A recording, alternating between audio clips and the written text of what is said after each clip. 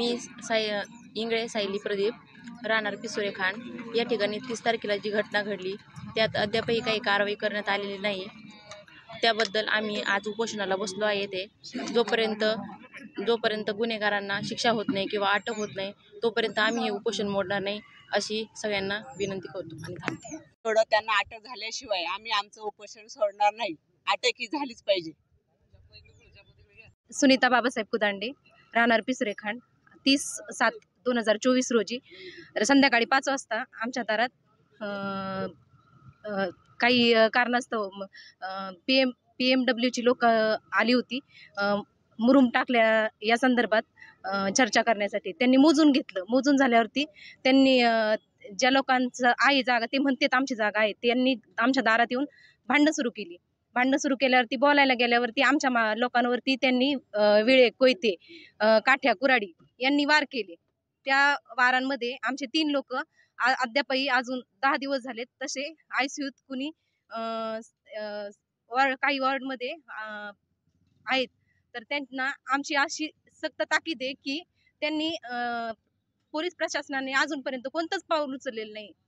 तर आमची इच्छा आहे की त्यांनी पुढचं पाऊल उचलावा, आता तरी उचलावा। 10 दिवस झालेले आम्हाला काही न्याय मिळालेला नाहीये।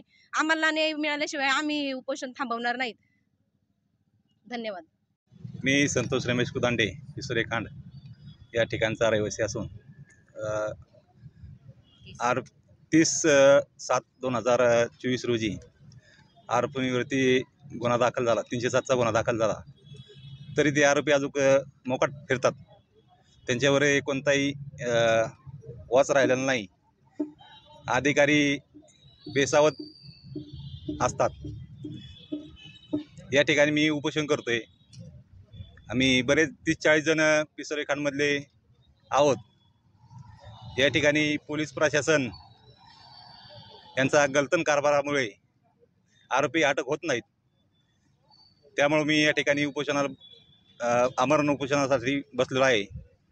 जोपर्यंत आम्हाला निर्णय येत नाहीत तोपर्यंत आम्ही या ठिकाणी उपोषणाला बसणार आहोत।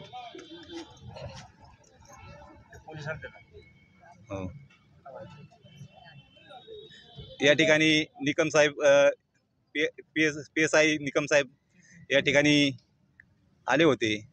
त्यांनी असा काही आम्हाला रिस्पॉन्स दिलेला नाही।